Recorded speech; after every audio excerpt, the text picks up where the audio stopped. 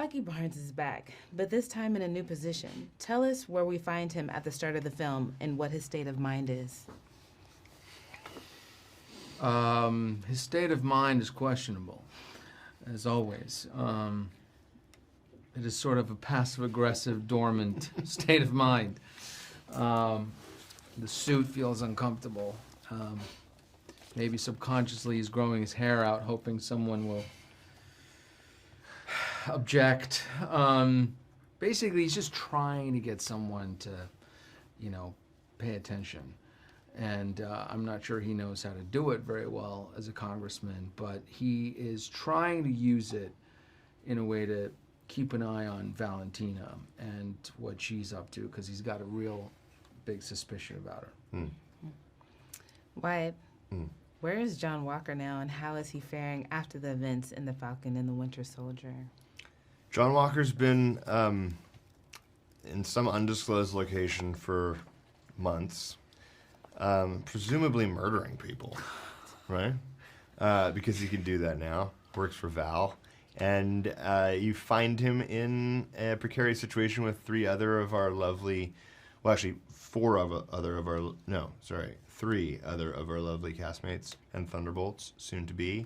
And they have to figure out how to get out of this situation that they're in, and by doing this, they become more fully realized versions of themselves and incredible teammates on the most incredible team that the MCU has ever seen.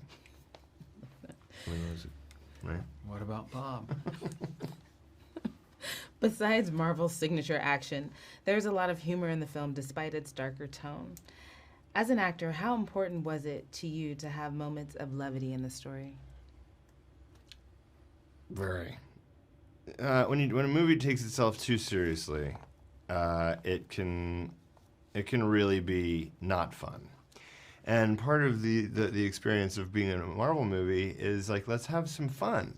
That's part of the experience. Is like, I'm going away from my home to have this 2-hour experience where I'm going to laugh and cry and feel all the emotions. And humor is an important part of our daily life to keep you feeling fresh and excited. So to me, it's very important. Humor, definitely, of course, but also I think it's getting the audience to invest and to care about these people and these people together. And I think it's really interesting because I really do feel like everybody was a good fit. I mean, even on and off screen. Mm-hmm. And just personality-wise and mindset. And I think if you understand what these characters are trying to learn from or get through, then I think you're invested and you want to see them succeed. Mm-hmm. The practical sets were big builds. Which one was your favorite and why? New York streets. I think the streets at the end of the third act, that was pretty epic. The fact that we were actually There's driving. just the moments where you're like, you know those moments where you're like, you kind of can't see the end of the set or whatever, and you just peek out a doorway and you're like, I'm in New York right now. Like, it's incredible what they can do with building sets. And then my shock is always like, they're gonna take this down. They just built this to look exactly like 7th Avenue and wherever, and it's going to be taken down and just thrown away. I mean, it's gonna be trash. Like, how? What? But that was, I thought, incredibly well done. Yeah, no, well, it's amazing. Also, it's just the fact that it's just so much more interesting when people build something than when you see it on a computer screen. It's just always, and especially if you're there and you've got stuff to really react to, and I think it changes everything. But it changes the work environment, which is why I feel like we have to keep the practical aspect of it. Like everybody, the crew, the extras, like all those people kind of.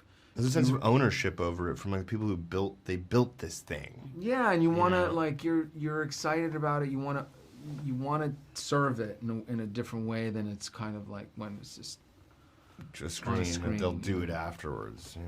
It's not as cool. Tell us about shooting the chase scene in the Utah desert. Ooh, well, it was hot. It was hot. It was 100 hot, degrees. but it was super It was hot. You're right. It was so hot.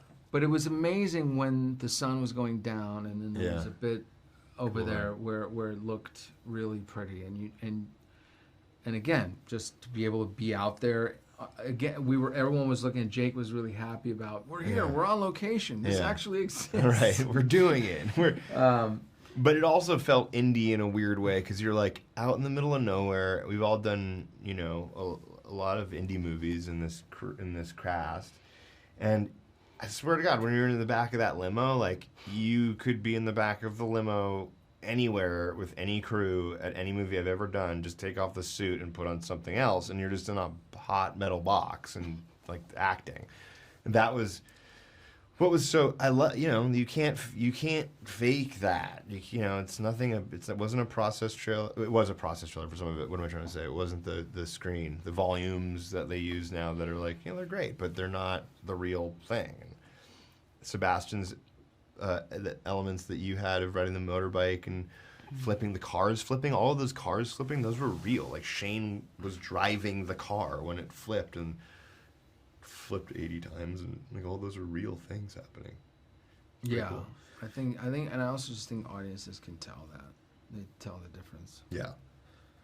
For sure. What was it like working with the director, Jake Schreier?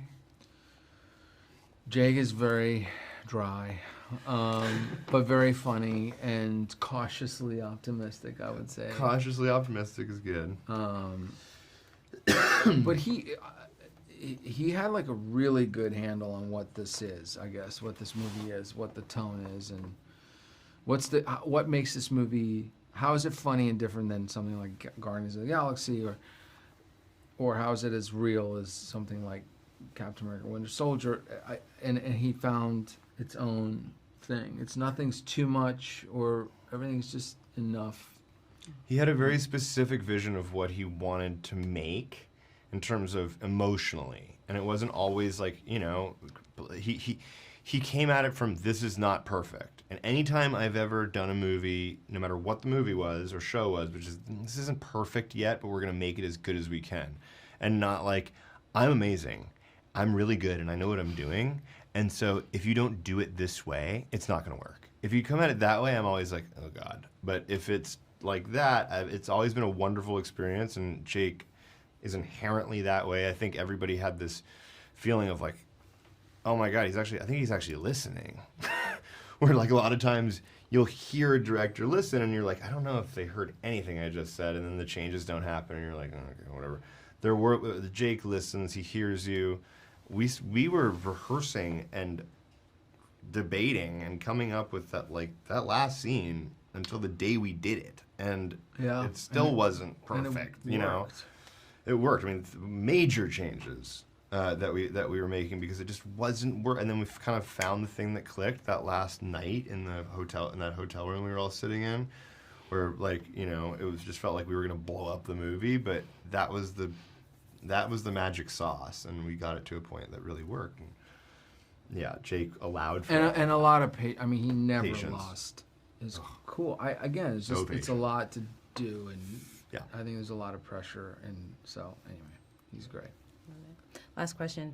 If you could use only one word to describe this film, what would it be and why? One word. Emotional.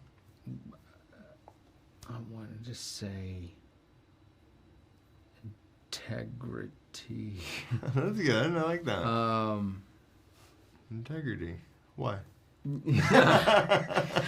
Well, because I think it's about, honestly, it's about ownership. It really is. Or maybe that's it. It's ownership, right? And I think ownership as it pertains to the good, the bad, and the ugly. And being able to, you know, that's what I think all of these characters are complex in that way, and they're three-dimensional because they have all those parts, and they're not. And I love that the movie is not trying to make any one of them more heroic than they've earned it for them to be, and it's not running away from showing how flawed they are, and I think that's one thing that will always separate this movie from the rest.